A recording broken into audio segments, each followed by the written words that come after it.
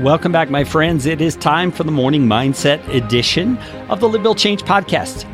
You can find more about Live, Build, Change at livebuildchange.com. My name is Kerry Green. I hope that you're ready to think through some very significant, very important issues. Yesterday, in the Morning Mindset edition, I brought up Proverbs chapter 20, verse number 22, where it says, "Do not say, I will repay evil.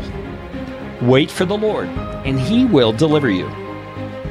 And yesterday I was emphasizing that our gut reaction, our tendency to try and take action on behalf of ourselves when someone does wrong to us needs to be mediated, needs to be moderated by a sense of trust in the Lord, that He has the wisdom to act on our behalf rather than us.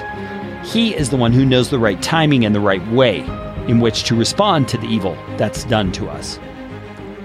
And that is true, generally speaking. But at the end of yesterday's episode, I brought up the reality that in this fallen world, there are situations where in a microsecond of time, evil is being done, terrible evil, heinous evil, things like abuse, things like terrorist attacks, things like a person with a gun in a crowded room just opening fire. I mean, terrible things that happen in this world, evil things. And the question is, does this proverb apply in a situation like that?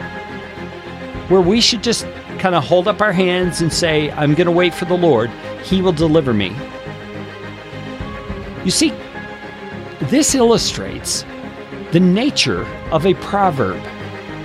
Proverbs are general wise sayings. They're things that apply in most situations, but they don't always apply in every situation.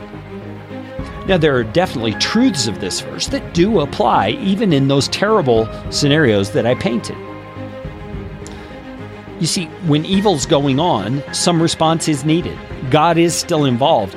He is involved in the deliverance. He is giving wisdom, but sometimes He gives that wisdom to a person right in the midst of the situation.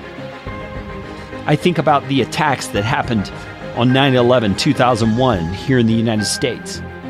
And I think about the people on the flight that crashed in the field.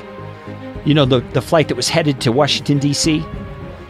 And the flight crashed because some men on board that plane did take it into their own hands to stop the evil that was happening. But I think there's a very clear distinction. Those men were not saying, I will repay evil. In other words, they weren't saying, I will mete out justice on these people. I think what they were doing is saying, I will stop evil. I will step into the gap on behalf of the people on this plane who are innocent, the people in the Pentagon, or in Washington, rather, who are innocent, who are not going to be affected by this because I'm going to step in the gap. And that reminds me of Christ, doesn't it? He stepped in the gap for us. He took our place out of wisdom, knowing that only His sacrifice could give us what we needed. And so, when there's a situation of abuse going on, there's a situation of true evil being perpetrated right before our eyes, yes, we should still trust the Lord to deliver us, but sometimes that trust takes the form of action.